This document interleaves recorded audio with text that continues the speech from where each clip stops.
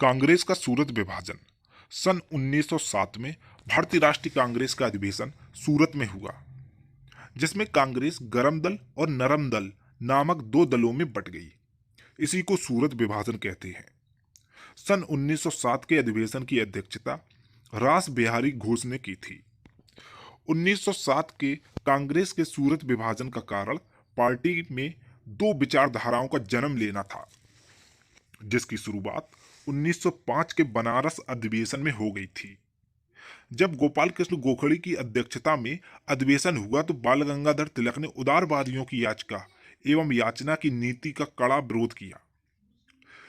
जब गोपाल कृष्ण गोखले की अध्यक्षता में अधिवेशन हुआ तो बाल गंगाधर तिलक ने उदारवादियों की याचिका या याचना की नीति का कड़ा विरोध किया। उनका मत था कि स्वदेशी आंदोलन का विस्तार पूरे देश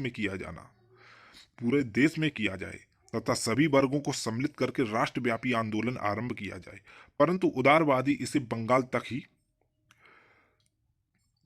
तक ही सीमित रखना चाहते थे। वो अन्य पक्षों को इसमें शामिल करने के पक्षधर नहीं थे। उग्रवादी चाहते थे कि उनके प्रस्तावों को सर्वसम्मति से मान लिया जाए, परंतु उदारवादी संवैधानिक प्रक्रिया का पालन करने पर तुले थे।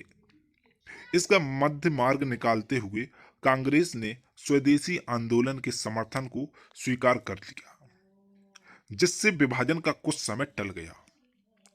अब देखिए, दिसंबर 1906 में अध्यक्ष पद को लेकर कलकत्ता अधिवेशन में एक बार फिर मतभेद उभरकर सामने आया। उग्रवादी नेता बाल गंगाधर तिलक और लाला लाजपत राय में से किसी एक को अध्यक्ष बनाना चाहते थे।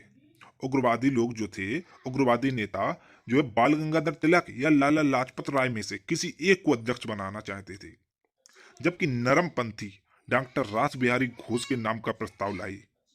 अंत में दादा भाई नौरोजी को अध्यक्ष बनाकर विवाद को शांत किया गया। इस अधिवेशन में कांग्रेस ने प्रथम बार स्वराज की बात कही। इस अधिवेशन में गर्मपंथियों की लोकप्रियता काफी बढ़ गई तथा नरमपंथियों की लोकप्रियता में काफी कमी आई। इसे देखते हुए नरमपंथियों को लगा कि गर्मपंथियों के उग्र अभियानों से जुड़ना उनके लिए उचित नहीं है, क्योंकि उग्रवादी ब्रिटिश साम्राज्य को हटाने पर तुले हुए थे। नरमपंथियों ने तर्क दिया कि उग्रवादियों के दबाव में कांग्रेस को जल्दबाजी में कोई कदम नहीं उठाना चाहिए, जिससे भारतीयों को नुकसान पहुंचे। उदारवादी नेता उग्रवादियों को संदेह की दृष्टि से देखने लगे। उन्हें लगता था कि उग्रवादियों द्वारा उठाए गए कदमों से स्वतंत्रता आंदोलन पर गलत प्रभाव पड़ेगा। उग्रवादी 1907 का अधिवेशन नागपुर में आयोजित करना चाहते थे। बाल गंगाधर तिलक या लाला लाजपत राय को अध्यक्ष बनाना चाहते थे, परंतु नरमपंथी अधिवेशन सूरत में आयोजित कराने को लेकर अड़े रहे तथा स्थानीय नेताओं को अध्यक्ष बनाने से इनकार किया। साथ ही उदारवादियों ने स्वदेशी आंदोलन को वापस लाने की वकालत शुरू कर दी। उन्होंने रास बिहारी घोष को अध्यक्ष घोषित कर दिया। इन कारणों से कांग्रेस में विभाजन हो गया। मुख्य गर्मपंथी नेता बाल गंगाधर तिलक को अंग्रेजों ने गिरफ्तार करके मांडले जेल बर्मा भेज दिया, जिससे उग्रवादी आंदोलन कुछ समय के लिए कमजोर पड़ गया। परंतु 1914 में बाल गंगाधर तिलक के जेल से वापस आने पर आंदोलन दोबारा शुरू हो गया।